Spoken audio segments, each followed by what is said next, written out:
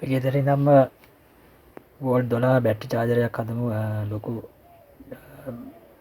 Bike එකේ බැටරිය ඒ වගේම tree wheel එකේ බැටරිය චාර්ජ් කරගන්න වෝල්ට් 12 චාර්ජරයක්. ඒකට ඕන වෙනවා ඔයාලට මේ කැපැසිටරයක් ගන්න පුළුවන්. මේකේ කැපැසිටර් එකේ අපි දැන් තියෙන ප්‍රමාණය මදි වුණාම අපි ගන්න ඕනේ කපල් කරලා මේවා ගන්න ඕනේ. මම නම් කැපැසිටර් 3ක් එකතු කරලා තමයි ගන්න. මොකද වෝල්ටේජ් එක අපිට දැන් වෙනස් වෙන නිසා වෝල්ට් 25ට වැඩි UF 4700ක් වෙනකන් කපල් කරලා හදා ගන්න ඕනේ මේ කැපැසිටර් 3ක් විතර එකතු කරලා. මේ ගානම කැපැසිටරයක් හොයාගන්න තිබ්බනම් වැඩේ තව ලේසි. ඒවා අපිට අවශ්‍ය වෙනවා මේ දෙකම කපල් කරගන්න ඕනේ නැත්තම් මදි වෙනවා. ඔය ඩයෝඩ් ඕන වෙනවා. ඩයෝඩ් වල ඔයාලා ගන්න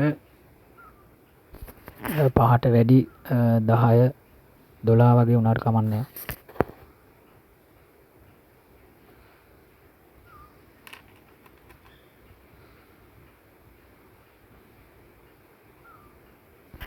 මේක ඔයාලට පෙන්වන්න විදියක් නැහැ. පුළුවන් නම් 5ට වැඩි 10 12 වගේ පොඩ්ඩක් වෙළඳ පොලෙන් අරගන්න බලන්න. මේවා තියෙනවා පරණ ලැප්ටොප් චාර්ජර් පිච්චිච්ච ගෙත් තියෙනවා. ඒ වගේ හොඳ කැලි තියෙන මේ බලලා ගන්න පුළුවන්. මේ විදිහට මේ ටික හදා ගන්න ඕනේ ඉස්සල්ලා.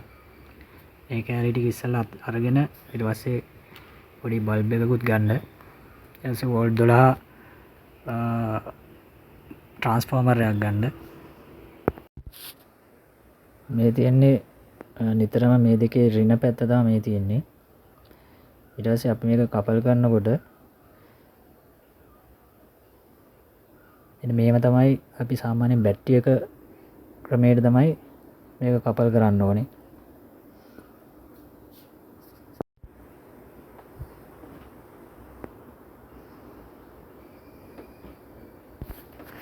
මේක ඔයාලට අපහැදිලි දැන් තියෙනවා නම් පොඩ්ඩක් නවත්තලා එහෙම නැත්නම් මීට ස්ලෝ කරලා ඒ වගේ කරලා බලන්න.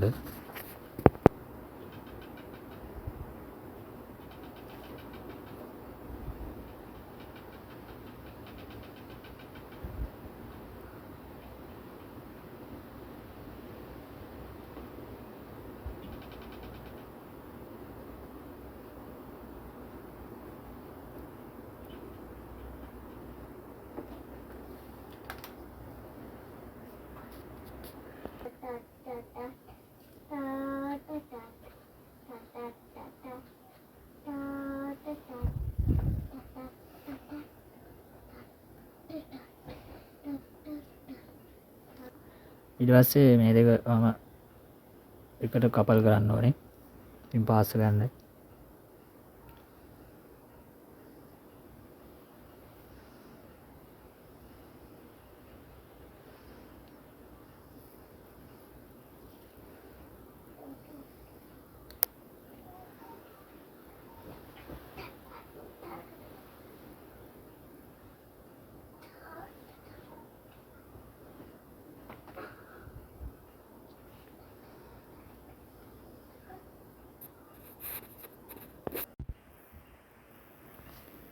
ඔයා මේ ටිකත් මේ ඩයෝඩ් ටිකත් මේ විදිහට පාස් කරන්න ඕනේ. මේ පැත්තට මේ විදිහටම මේ තියෙන්නේ පාස් කරලා තියෙන විදිය මම මේ විදිහට මේ පැති වලටම පාස් කරන්න. මේකේ ඍණ පැත්ත එතකොට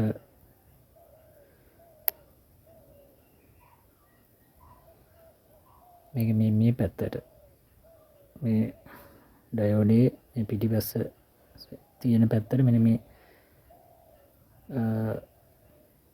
පැත්ත ඍණ පැත්ත මේ පැත්තට පාස් කරන්න ඕනේ. ඊට පස්සේ මේ පැත්ත තමයි ඩයෝඩේ මේ පැත්තට මේ ඊයන් තියලා පාස් කරන්න. මේ විදිහට පෑස්සුවට පස්සේ මේකේ ට්‍රාන්ස්ෆෝමරේ ධන වයරක මෙතෙන්ට මේ පැත්තට තමයි පාස් කරන්න ඕනේ. ඊට පස්සේ ඍණ වයරක මේ පැත්තට. ඔන්න දැන් අපි අපේ චාර්ජර් එක හදලා තියෙන්නේ.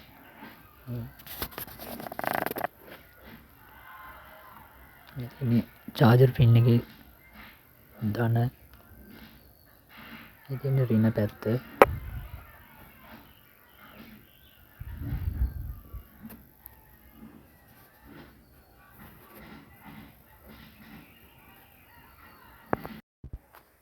ඔන්න දැන් අපේ බැටරි චාර්ජරේ හරි මේ තියෙන්නේ බැටරි චාර්ජරේ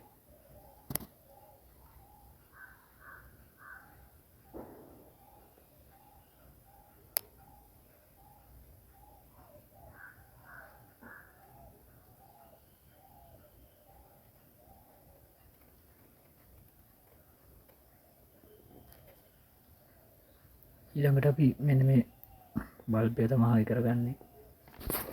අපි මේ කොළපාට බල්බ් එක මේකට ඉන්ඩිකේටර් ලයිට් එකක් විදිහට සෙට් කරගමු. දැන් අපි මේ බැටරි චාර්ජරේ නිර්මාණය කරලා ඉවරයි.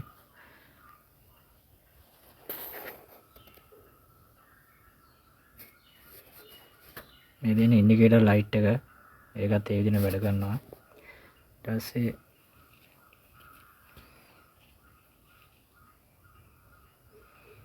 මේ දෙන්නේ ධන සහ ඍණ මේ දෙක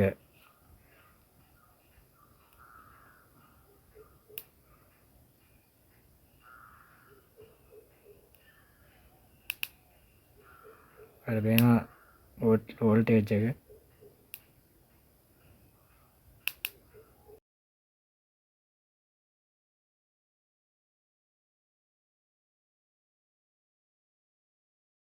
වීඩියෝ සමග රැඳී සිටින්න.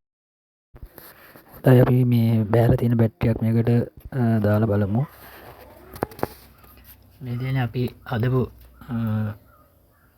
බැටරි චාර්ජරේ. එතකොට දැන් මම මේකට කනෙක්ට් කරලා තියෙන බැටරියට බලමු සාමාන්‍ය පැයක් විතර charge කරලා කොහොමද charge වෙන්නේ කියලා. මේ හොඳටම බැටරියක් දාලා තියෙන්නේ.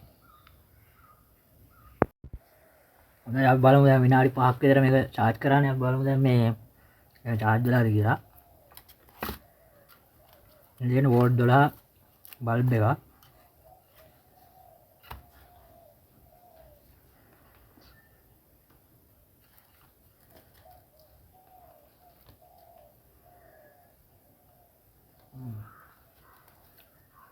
හොඳට charge වෙනවා බැටරිය. වැඩේ සාර්ථකයි. ඉතින් හැමෝම like එකක් දාන්න, comment එකක් දාන්න, like එකක් දාන්න, subscribe කරන්න. තවදුරටත් අපි මේ වගේ දේවල් හදමු. බොහොම ස්තුතියි.